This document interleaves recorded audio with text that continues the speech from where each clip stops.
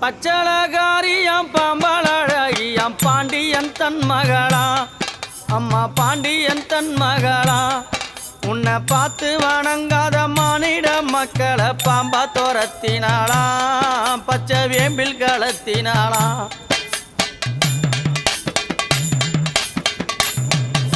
அம்மா